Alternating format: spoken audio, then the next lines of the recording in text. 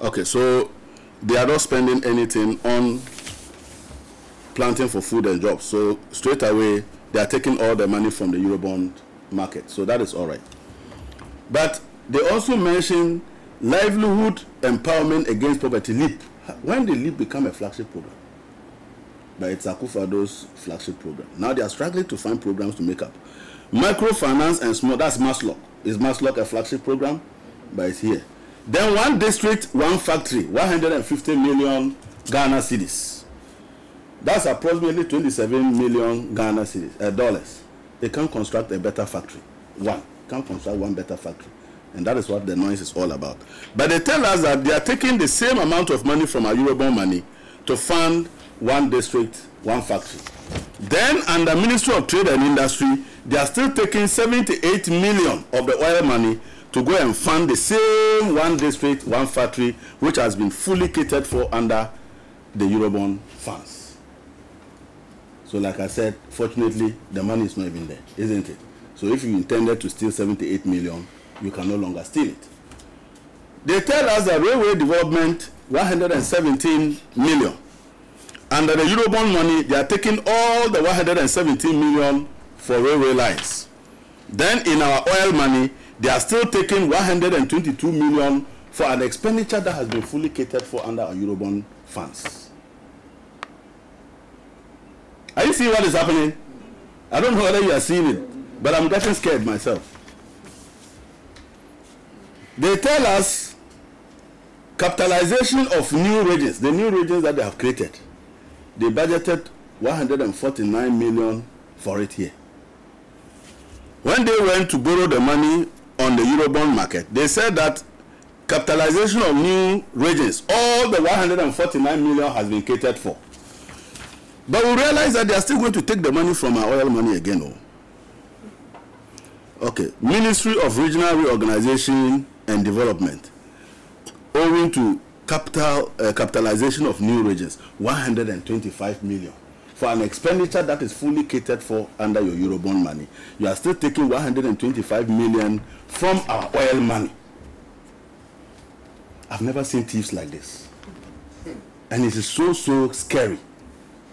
You see, the implication of what I'm doing is not just the stealing, but also the fact that in the end, the true cost of these programs are not properly captured in our budget.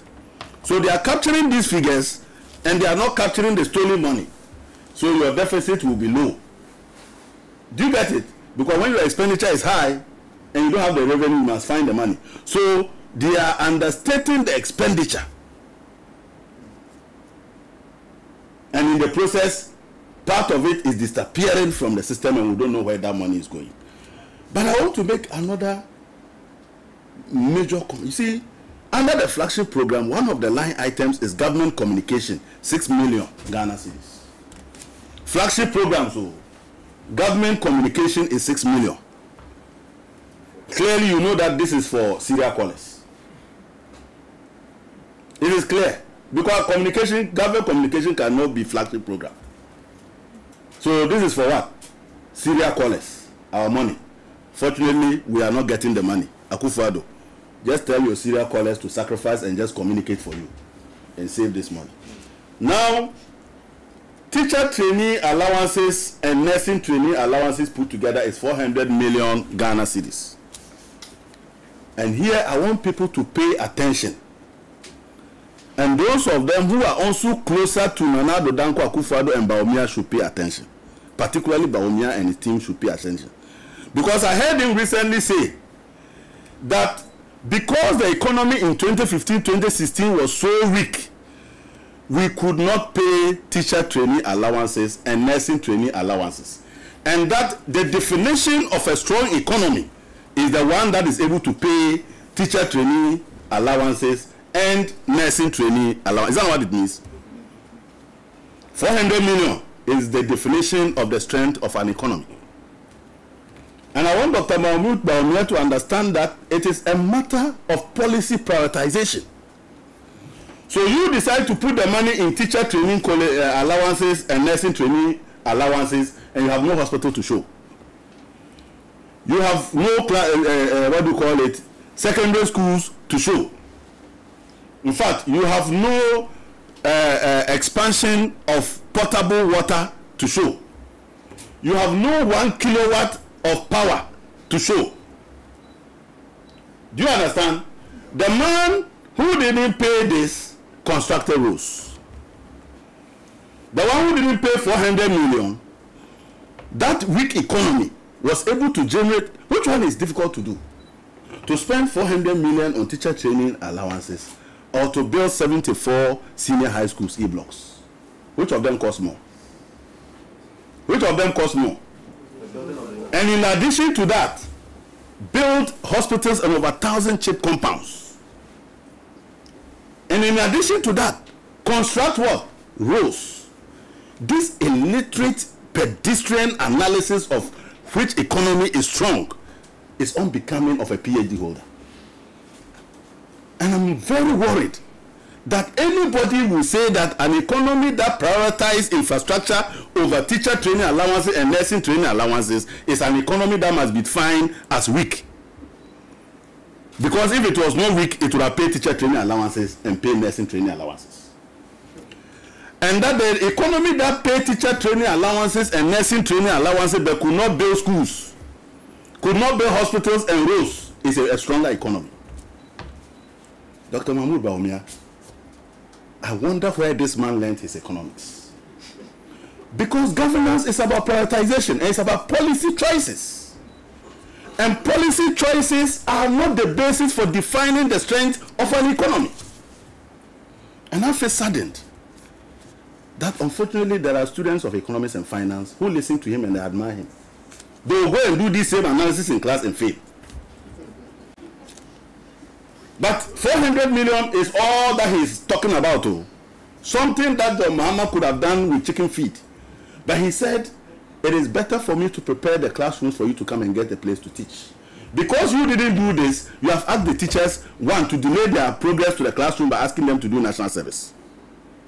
Okay? So if you are paying him 1,500 a month for 1 year, you are paying him 500 and keeping his 1,000 to defray this teacher training allowances.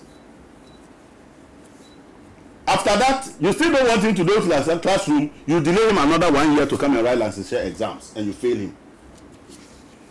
This is a dishonest government. And I feel very sad that we are allowing oratory to take over this government instead of competence and delivery. And I wanted Dr. Mahmoud Bawumia from today to refrain from describing the economy in 2016 purely on account of a prioritization from paying consumables to developing infrastructure. And that is what our country needs for the forward march. We wanted to make places available for our nurses to get a place to study. I mean, to work when they come home. And we gave them alternative arrangements such that they could still fund their education. So we decided to enroll them on the student trust scheme. That is innovation. So that this money, over a period of 5 years, that is 2 billion Ghana cedis, could have been used to. And Bawumia says, when you are not able to pay this, it means your economy is weak. But ladies and gentlemen, it is quite clear that if I was to take a critical look of the entire budget that was presented to us, you will see that the expenditures there are bloated, meant for corruption and to fill pockets in an electioneering year. COVID-19 has told us this election cannot be won with stealing our money.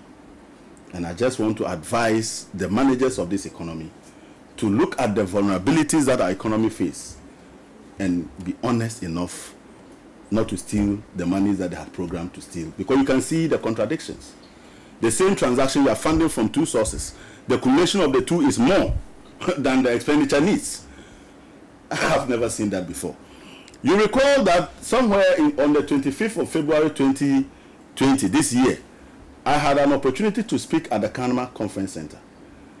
And at that forum, I had indicated that Ghana's deficit had been cooked. And I showed 2 areas where they played that game on the people of Ghana. You see, when we were going to borrow the Eurobond money in 2019, we had actually given a program, just like you have given this, and we said 2 billion of that was going to be spent on the budget under our foreign financing. 2 billion, no matter what you translate, their own exchange rate that they used at that time gave us 9.6 billion.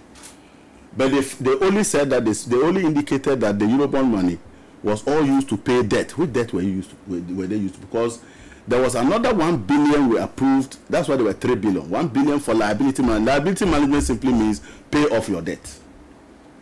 Do you get it? So it couldn't have been used for liability management. So instead of reporting 9.6 billion Ghana cedis as the Eurobond money spent on the budget, they reported 2.2. So 7.4 billion was gone. Do you see?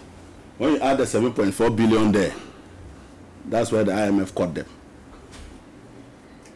Even Adongo caught them here. And they refused. So when I added it back, I now realized that even the exchange rate they used was 4.8. But when they were reporting to IMF, they used an exchange rate of 5.2. So you see, calculate the difference in exchange rate on about 2 billion, and you see where we'll be roaming. These are criminals who are not even sensible and smart. In fact, if I want to be a thief, I think I'll be a better thief. Unfortunately, COVID-19 is telling us that our economy is fragile. Our growth that we projected at 6.8% in 2020 is now projected per their own documents to IMF to grow at 1.5%. That means that our growth is going to slow by about almost about 5.3%. If you calculate 5.3% of our nominal GDP that we program, that is about 21 billion Ghana cedis of income that would have been accruing to Ghanaians, which will disappear from COVID-19. That is a serious matter. And we cannot pretend that this economy is not on an intensive care unit. An economy that loses over 21 billion. That 21 billion we're going to go into people's pocket, individual Ghanaians' pocket. They can't get it again. And worst of all, the government won't be able to tax that money because it won't even appear. And you can see it around you. Companies have closed down. Even after saying that they should go out and kill themselves, people are smart enough to still stay at home. So companies are not working. I'm not able to go to my favorite restaurant with my family to go and eat. So that restaurant is not getting my money. Businesses are slow because they can't import the goods to come and sell. The cumulative effect is an economy that is in crisis. And by 2021, we need to redouble ourselves with innovative programs to bring back industry, to bring back agriculture, and to save our service sector. Ladies and gentlemen, let's rise to fight economic management purely based on oratory and confident tricksters, and ensure that we reposition our country to be able to have a chance of revival in 2021. Thank you very much.